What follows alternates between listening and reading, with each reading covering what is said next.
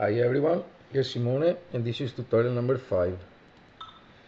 Today we play around with some technique of caching frame and reusing those to create some animation.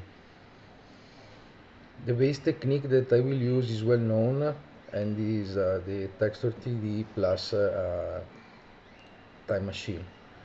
So if you already know it, just maybe see how I did this animation and that's it. I will make some post-processing after to make it look nicer.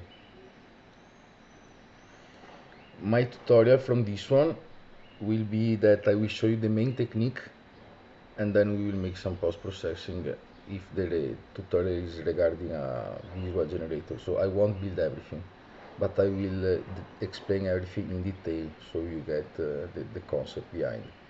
I guess is a better way to explain things instead of doing put an operator main. I guess is better. You got the concept that you can use it as you wish. Okay, so everything is starting from a circle. The circle is moved by changing the radius. To do that, I'm using an LFO, and the play toggle of the LFO is driven by noise. In order to have value from 0 to 1, so easy scalable, both operator has amplitude and offset 2.5. In order to generate a trigger from a noise, you should of course put the amplitude and offset 2.5 and the exponent to 0. This is why you are always bouncing between 0 and 1 in a randomic way. Okay, now that the circle is moving, we are putting a cache top and caching 25 frame. Then I'm reading those frames with a step of 5. So here I have minus 25, minus 20, 15, 10, and 5, and the actual frame. I'm composing those with a composite and the operation is set to over, so we got a lot of circle. Everything is going inside to a noise to make the movement smoother and generating more cycle. Now we have to go to a texture 3D. The texture 3D is actually caching 32 frame. So we need to have fast variation in the top that is going inside of the texture 3D. In order to do that, I'm switching between two textures. One is a noise that is rotating with a transform and the tile set to repeat. The index of the switch is taking the value from the noise, so it's correlated with the movement and other stuff. And the blend mode is set to the blend between input is set to on, because even if we are going faster, we are having a bit of changes, better changes. Okay, how these things work is that the texture 3D is creating an array of texture in one frame. Means that we can use the W value of the pixel and telling to go up, kind of. So imagine to have a stack of frame in one frame. The derivative gives us a super tool that is this time machine. And I play around with some value, you can do it too. I didn't get so much good how and why, but I guess you are telling how many frames you have to go back and where is the initial frame. By creating a ramp, we are actually inputting value from 0 to 1 and tell each pixel of this time machine where it has to be in time. And the time are those 32 samples.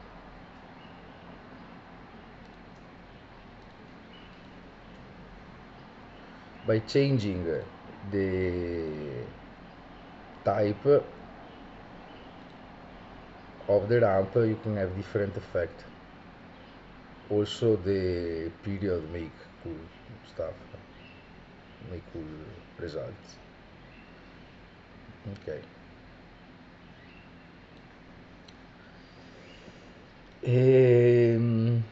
So again, first technique to cache frame is to use a cache top and read it with a cache select by putting the index in minus direction. A more complex way to read frame, to read cached frame, is to use the time machine with an incoming texture from 0 to 1, and that will tell each pixel where it has to be. Okay. Because we are having a lot of things happening on the screen, I always put an anti-alias. You have always to choose the right position for the anti-alias. For what I'm gonna do is good here. Okay. So now it's time to make some post-processing. I'm starting with a Luma level that is actually making the white more white. And yeah. So I'm compressing the gamma, augmenting the contrast and a bit the brightness. Just a bit. Nice. Okay. Now we wanna add some more detail to the scene. So we wanna add here to make those little particles a bit more looking more as particle. I've seen that we can use a feedback chain. Where is it here? Image filter. So you open the palette and you look for feedback. Okay.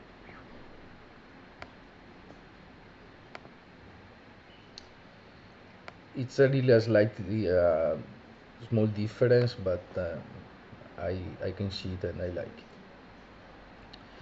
Okay. Now we go back to our end of the pipeline and we continue with the feedback over chain that I have already, always thanks to David Brown. You can find those components by typing David Brown Shared Master Touch Designer, and you will be linked to a GitHub page. Okay. Same technique and same concept that we were using before is that we are using all the frame that we can. So feedback, frame, feedback plus a frame, here frame, here frame, here again another frame back. So we are always reusing what is generated. Okay, now a cool effect that I really like is the light tunnel. Light tunnel is really cool because makes this.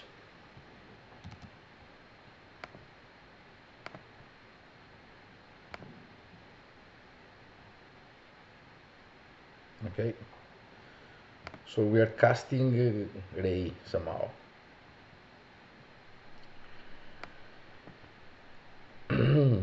Now we need to make this effect move because like this is boring. So we go to the parameter of this guy and we want to move with the same LFO that is moving the initial circle, the radius. We want to export the reference of this guy and multiply for 1.6. We want to now tell the dry and wet of this effect to be the same of the circle, the same of the noise, so a randomic toggle. And we want to subtract 0.4, so the ray are less white, more like a ray. Okay, and we're starting to having this effect. Remember, always by changing the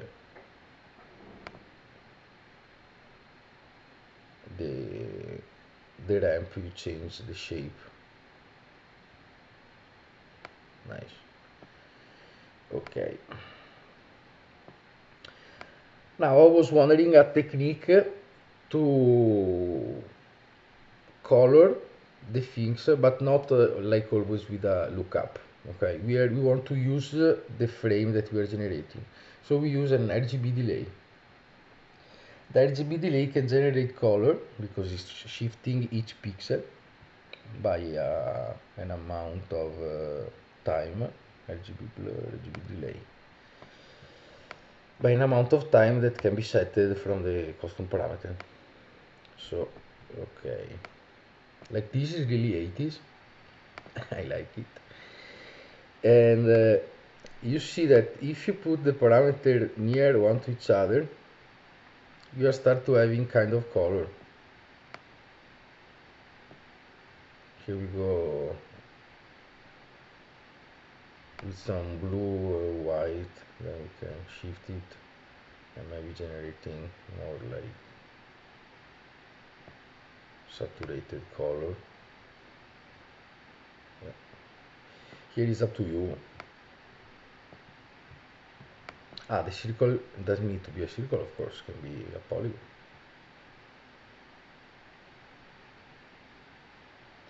And the polygon can even rotate.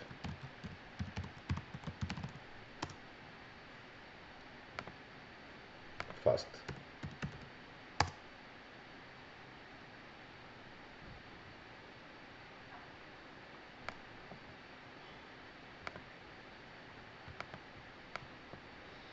Okay, let's find out some better color like this, and we want feedback less, so yeah. And maybe put back the circle. Nice. Yeah, so the tutorial is over, it's finished, and in the next patch that I will show, we will actually continue to work on this, and we will figure it out a way to have a method where you build something, you set it up, and you can use it as a plugin for other project.